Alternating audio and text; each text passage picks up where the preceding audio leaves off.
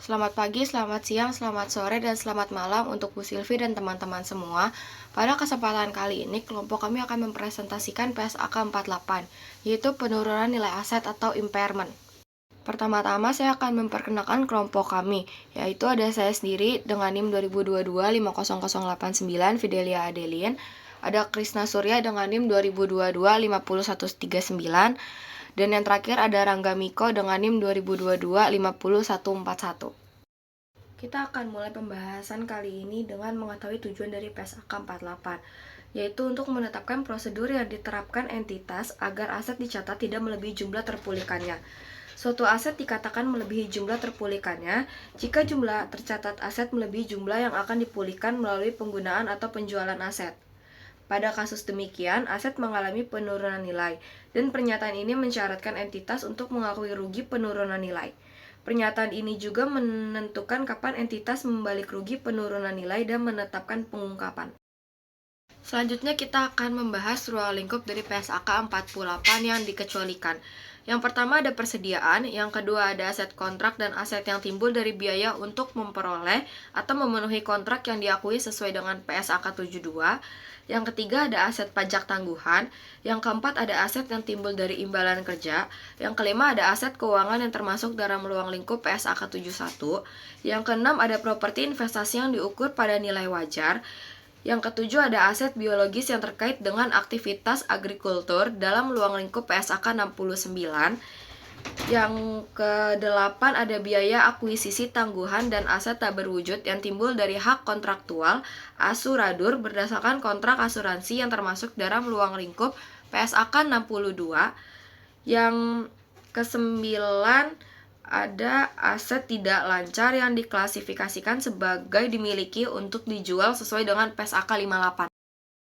Selanjutnya, PSAK 48 juga berlaku untuk aset keuangan yang diklasifikasikan sebagai yang pertama itu ada entitas anak, sebagaimana didefinisikan dalam PSAK 65. Yang kedua ada entitas asosiasi, sebagaimana didefinisikan dalam PSAK 15. Selanjutnya ada ventura bersama, sebagaimana didefinisikan dalam PSAK 66. Untuk penurunan nilai aset keuangan lain merujuk pada PSAK 71. Selanjutnya kita akan membahas pengertian istilah yang digunakan dalam PSAK 48.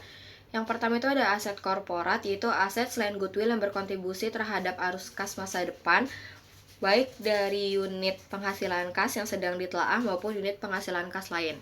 Yang kedua ada biaya pelepasan, yaitu biaya incremental yang secara langsung dapat diatribusikan pada pelepasan aset atau unit penghasil kas, tidak termasuk biaya pendanaan dan beban pajak penghasilan. Selanjutnya ada jumlah tercatat, yaitu jumlah yang diakui untuk suatu aset setelah dikurangi akumulasi depresiasi dan diakumulasi rugi penurunan nilai. Selanjutnya ada jumlah terpulihkan suatu aset atau unit penghasilan kas, yaitu jumlah yang lebih tinggi antara nilai wajarnya dikurangi biaya pelepasan dengan nilai pakainya. Lalu ada jumlah terdepresiasi, yaitu biaya perolehan aset atau jumlah lain yang merupakan pengganti biaya perolehan dalam laporan keuangan dikurangi nilai residunya. Selanjutnya ada nilai pakai, yaitu nilai sekarang dari arus kas yang diharapkan akan diterima dari aset atau unit penghasil kas. Lalu ada nilai wajar, yaitu harga yang akan diterima untuk menjual suatu aset atau harga yang akan dibayar untuk mengalihkan suatu liabilitas dalam transaksi teratur antara pelaku pasar pada tanggal pengukuran. Selanjutnya ada depresiasi, yaitu alokasi sistematis jumlah terdepresiasi suatu aset selama masa manfaatnya. Lalu ada rugi penurunan nilai, yaitu jumlah yang merupakan selisih lebih jumlah tercatat aset atau unit penghasil kas atas jumlah terpulihkannya. Lalu ada umpun manfaat, yaitu jangka waktu suatu aset yang diharapkan dapat digunakan oleh entitas atau jumlah unit produksi atau unit sejenis yang diharapkan dapat dihasilkan dari suatu aset oleh entitas. Yang terakhir ada unit penghasil kas, yaitu kelompok aset terkecil teridentifikasi yang menghasilkan arus kas masuk yang sebagian besar independen dari arus kas masuk dari aset atau kelompok aset lain. Selanjutnya kita akan membahas identifikasi aset yang mungkin mengalami penurunan nilai. Pada setiap akhir periode pelaporan, entitas menilai apakah terdapat indikasi aset mengalami penurunan nilai. Jika terdapat indikasi tersebut, maka entitas mengestimasi jumlah terpulihkan aset tersebut. Terlepas apakah terdapat indikasi penurunan nilai, entitas juga yang pertama menguji penurunan nilai aset tak berwujud dengan masa manfaat tak terbatas atau aset tak berwujud yang belum dapat digunakan secara tahunan dengan membandingkan jumlah tercatatnya dengan jumlah terpulihkannya. Yang kedua, menguji penurunan nilai goodwill yang diperoleh dalam kombinasi bisnis secara tahunan. Dalam menilai apakah terdapat indikasi bahwa aset mungkin mengalami penurunan nilai, entitas minimal mempertimbangkan hal-hal berikut ini. Yang pertama itu ada informasi dari sumber-sumber eksternal, yang kedua ada informasi dari sumber-sumber internal, yang ketiga ada dividen dari entitas anak, ventura bersama, atau entitas asosiasi. Informasi dari sumber-sumber eksternal itu dibagi menjadi 4. Yang pertama, terdapat indikasi yang dapat diobservasi bahwa nilai aset telah turun secara signifikan selama periode tersebut lebih dari yang diperkirakan sebagai akibat dari berjalannya waktu atau pemakaian normal. Yang kedua, perubahan signifikan dalam hal teknologi, pasar ekonomi, atau ruang lingkup hukum tempat entitas beroperasi atau di pasar tempat aset dikaryakan. Yang ketiga, suku bunga pasar atau tingkat imbal hasil pasar lain atas investasi telah meningkat selama periode tersebut. Yang keempat, ada jumlah tercatat aset neto entitas melebihi kapitalisasi pasaran. Selanjutnya, informasi dari sumber-sumber internal juga dibagi menjadi 3. Yang pertama itu ada terdapat bukti mengenai keusangan atau kerusakan fisik aset. Yang kedua, telah terjadi atau akan terjadi dalam waktu dekat perubahan signifikan yang berdampak merugikan sehubungan dengan seberapa jauh atau cara aset digunakan atau diperkirakan akan digunakan. Yang terakhir, terdapat bukti dari pelaporan internal yang mengindikasikan bahwa kinerja ekonomik aset lebih buruk atau akan lebih buruk dari yang diperkirakan. Yang terakhir yaitu dividen dari entitas anak, ventura bersama, atau entitas asosiasi yang juga dibagi menjadi 2. Yang pertama, jumlah tercatat investasi dalam laporan keuangan tersendiri melebihi jumlah tercatat aset neto investi dalam laporan keuangan consolidation termasuk goodwill yang terkait, atau dividen melebihi total penghasilan komprehensif entitas anak, ventura bersama, atau entitas asosiasi pada periode dividen diumumkan. Selanjutnya kita akan membahas pengukuran jumlah terpulihkan. PSAK 48 mendefinisikan jumlah terpulihkan sebagai jumlah yang lebih tinggi antara nilai wajar aset atau unit penghasil kas dikurangi biaya pelepasan dengan nilai pakainya. Pertama, kita akan membahas nilai wajar dikurangi biaya pelepasan. Biaya pelepasan aset selain dari biaya yang telah diakui sebagai liabilitas adalah pengurang dalam mengukur nilai wajar dikurangi biaya pelepasan. Contoh biaya tersebut adalah biaya hukum, materai dan pajak transaksi sejenis, biaya pemindahan aset, dan biaya incremental langsung untuk menjadikan aset dalam kondisi siap dijual. Yang kedua, kita akan membahas nilai pakai. Elemen-elemen berikut tercermin dalam perhitungan nilai pakai aset. Yang pertama ada estimasi arus kas masa depan yang diharapkan entitas akan diperoleh dari aset. Yang kedua, harapan tentang kemungkinan variasi dari jumlah atau waktu arus kas masa depan tersebut. Yang ketiga, ada nilai waktu uang direpresentasikan oleh suku bunga pasar bebas resiko yang berlaku.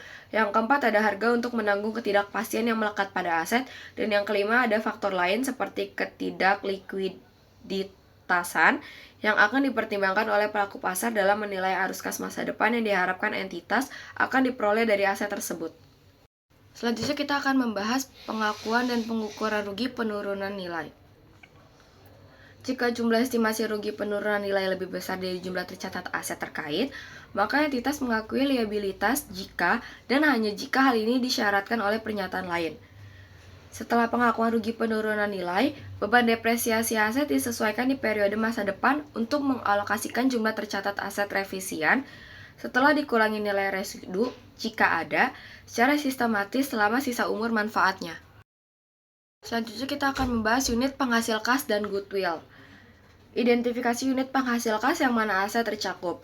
Jika terdapat indikasi bahwa aset mungkin mengalami penurunan nilai, maka jumlah terpulihkan diestimasi untuk aset individual tersebut.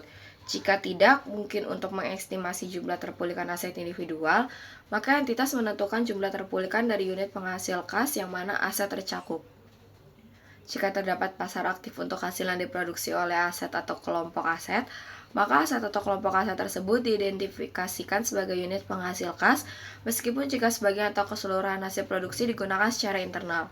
Jika arus kas masuk yang dihasilkan setiap aset atau unit penghasil kas dipengaruhi oleh penetapan harga pengalihan internal, maka entitas menggunakan estimasi terbaik manajemen tentang harga masa depan yang dapat dicapai dalam transaksi wajar dalam mengestimasi.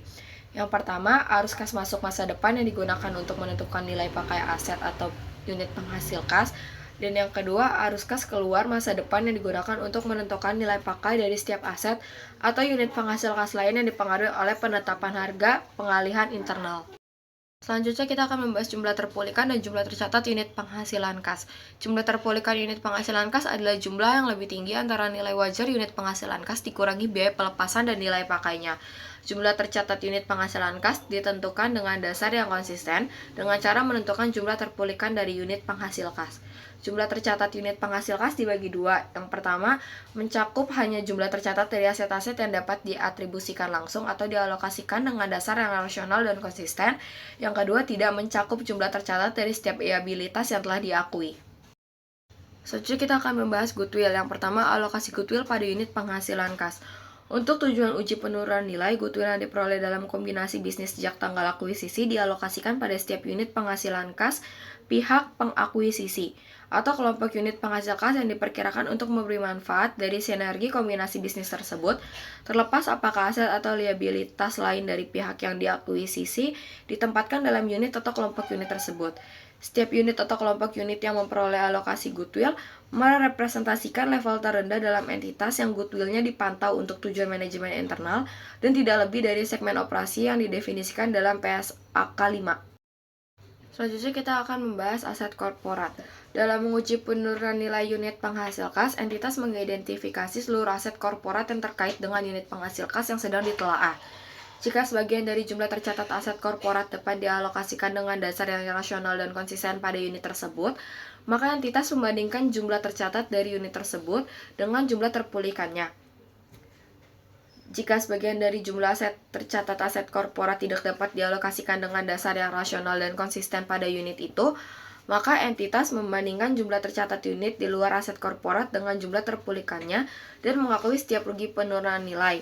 Yang kedua, mengidentifikasikan kelompok terkecil dari unit penghasil kas yang mencakup unit penghasilan kas yang ditelaah dan yang sebagian dari jumlah tercatat aset korporat dapat dialokasikan atas dasar rasional dan konsisten.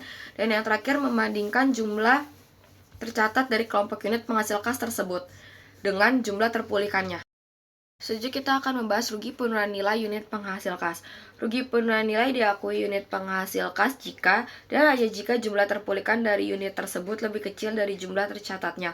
Rugi penurunan nilai dialokasikan untuk mengurangi jumlah tercatat aset dari unit tersebut dengan urutan sebagai berikut. Yang pertama, untuk mengurangi jumlah tercatat atas setiap goodwill yang dialokasikan pada unit penghasil kas, dan yang selanjutnya ke aset lainnya dari unit tersebut dibagi prorata atas dasar jumlah tercatat setiap aset dalam unit tersebut. Pengurangan dalam jumlah tercatat diperlakukan sebagai rugi penurunan nilai atas aset individual yang diakui sesuai dengan paragraf 60.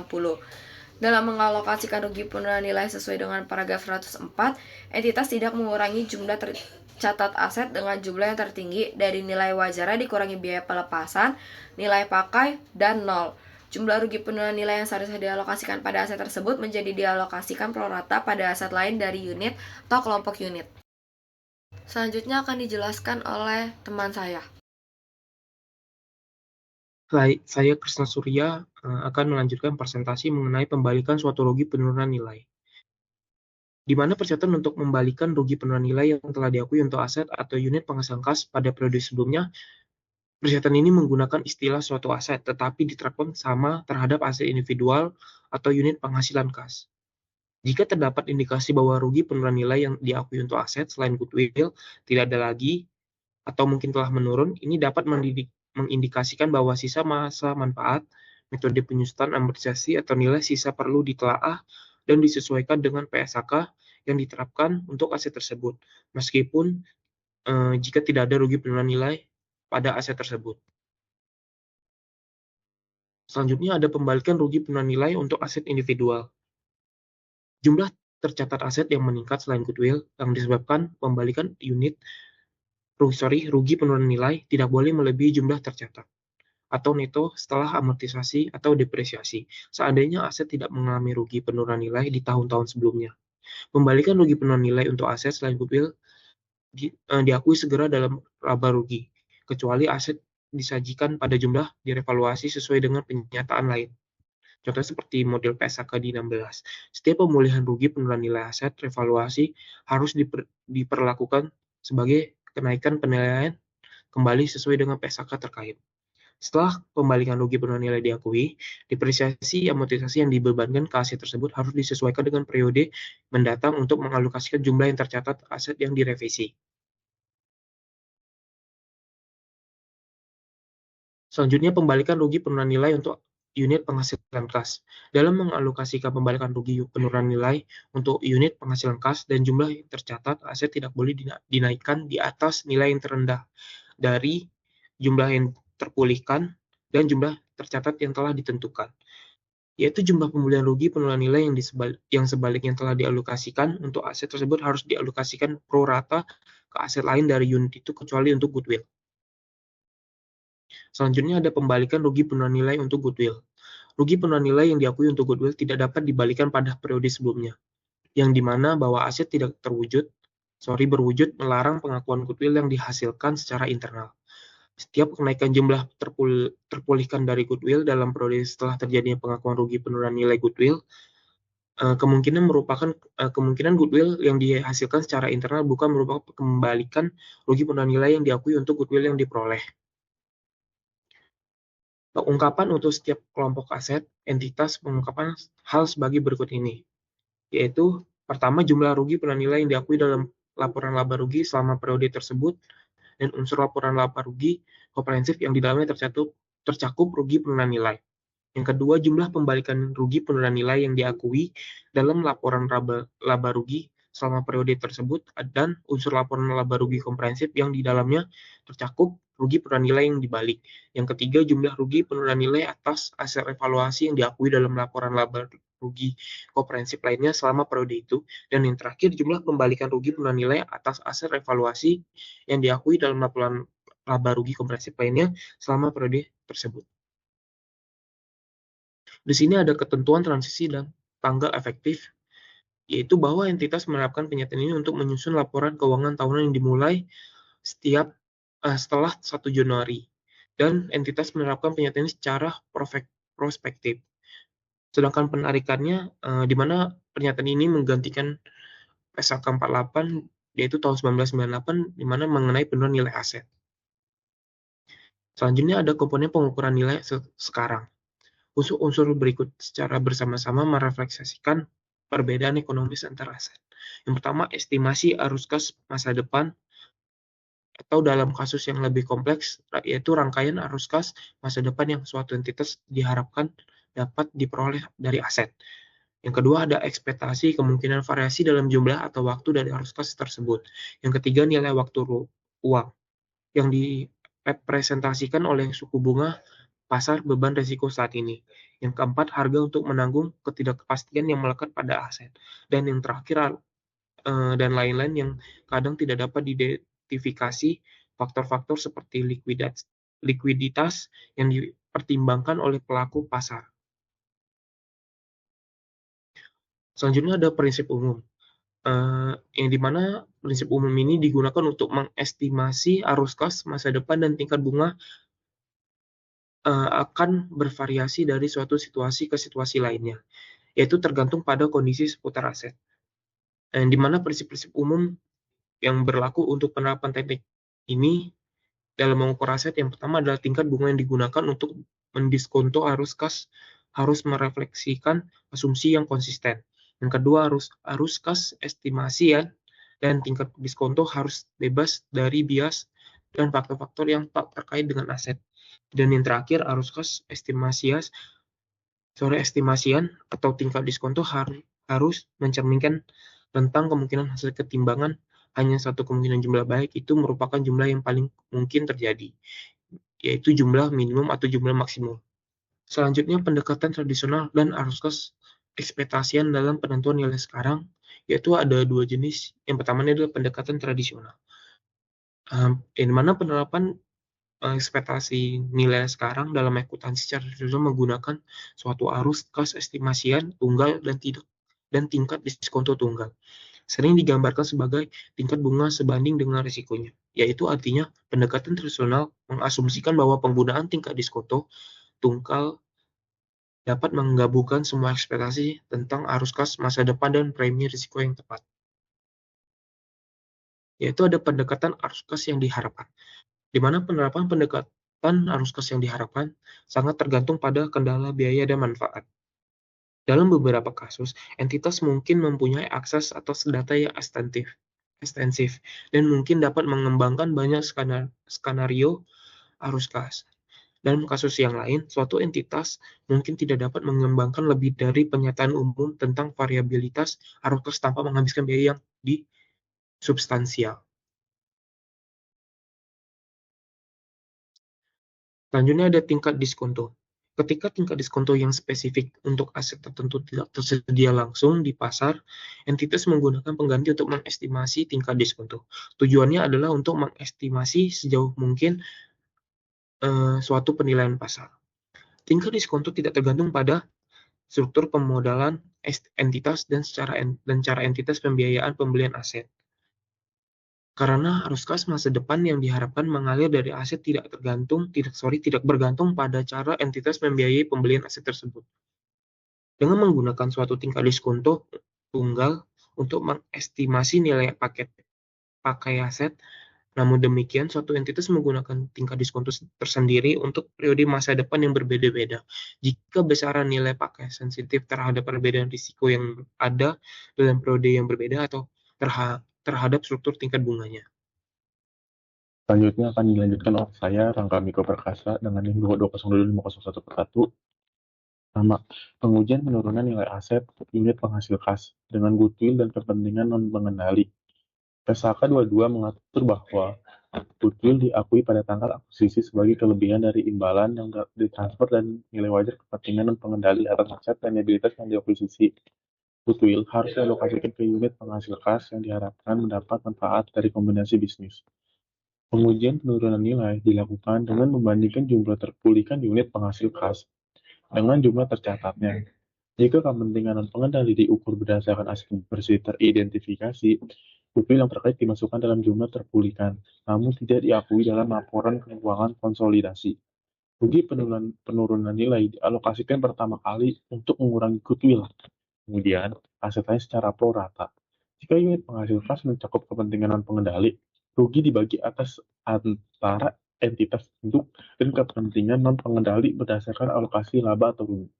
Penurunan nilai yang tidak diakui dalam laporan konsolidasi hanya diakui pada bagian entitas induk. Contoh ilustrasi dalam PSHK ini memberikan gambaran pengujian penurunan nilai pada unit penghasil kas yang memperoleh alokasi goodwill. A. Jaringan toko retail. Latar belakang. Toko X adalah bagian dari jaringan toko retail M yang mengelola pembelian, harga pemasaran, iklan, dan SDM di tingkat korporat. Toko X dan 4 toko lainnya dibeli 5 tahun lalu dan telah mengakui goodwill. Analisis. Dalam identifikasi unit penghasil kas untuk toko X, entitas mempertimbangkan apakah kinerja diukur per toko dan apakah bisnis jalannya berdasarkan keuntungan per toko atau berdasarkan wilayah atau kota. Meski dikelola secara korporat, toko X menghasilkan arus kas masuk independen dari toko lain, sehingga toko X dapat dianggap sebagai unit penghasil kas. Uji penurunan nilai. Jika toko X adalah level terendah dalam grup yang digunakan untuk memantau goodwill, uji penurunan nilai dilakukan sesuai paragraf 90 PSAK 48. Jika informasi goodwill tidak tersedia di toko X, uji penurunan nilai dilakukan sesuai paragraf 88 PSAK 48. B. Pabrik untuk tahapan antara dari suatu proses produksi. Latar belakang. Pabrik X menghasilkan produk antara yang dijual ke pabrik Y dengan harga transfer yang memberikan keuntungan ke X. Pabrik Y menjual 80% produksinya ke pelanggan luar, sementara pabrik X menjual 60% produksinya ke Y dan 40%-nya ke pelanggan luar. Satu, X dapat menjual produknya di pasar aktif dengan harga transfer internal lebih tinggi dari harga pasar. Analisis, pabrik X dapat dianggap sebagai unit penghasil kas terpisah karena memiliki arus kas masuk independen dari Y. Pabrik Y juga dapat dianggap sebagai unit penghasil kas terpisah karena 80% produksinya dijual ke pelanggan luar, menunjukkan arus kas masuk independen. Harga transfer internal tidak mencerminkan harga pasar, sehingga estimasi keuangan harus disesuaikan untuk mencerminkan harga pasar masa depan. Kasus 2. Tidak ada pasar aktif untuk produk yang dijual ke X ke Y. Analisis, Jumlah terpulihkan dari pabrik X dan Y tidak dapat dinilai secara terpisah karena mayoritas produksi X digunakan secara internal dan tergantung pada permintaan produk Y. Kedua, pabrik dikelola bersama. Tiga, oleh karena itu, X dan Y bersama-sama dapat dianggap sebagai kelompok terkecil aset yang menghasilkan arus kas masuk independen. C. Entitas dengan produk tunggal. Terbelakang, entitas M memproduksi satu produk dengan pabrik A, B, C di lokasi berbeda. Pabrik A memproduksi komponen yang dirakit di B atau C dengan pemanfaatan kapasitas yang bergantung pada alokasi penjualan. Produk M dijual secara global. Kasus 1 terdapat pasar aktif untuk produk A. Analisis, pabrik A bisa dianggap sebagai hasil kas terpisah karena ada pasar aktif untuk produknya. Arus kas masuk B dan C bergantung pada alokasi produksi. Sehingga B dan C harus dianggap sebagai satu unit penghasil kas gabungan dalam menilai pakai A, B, dan C, estimasi harga masa depan harus disesuaikan. Kasus 2, tidak ada pasar aktif untuk produk A. Analisis jumlah terpulihkan tiap pabrik tidak dapat dinilai terpisah karena arus kas A bergantung pada penjualan produk akhir dari B dan C. Arus kas masuk B dan C bergantung pada alokasi produksi, sehingga arus kas masa depan tidak dapat ditentukan secara individual. Oleh karena itu, A, B, dan C bersama-sama merupakan aset terkecil yang menghasilkan arus kas masuk independen. Latar belakang B. Judul majalah.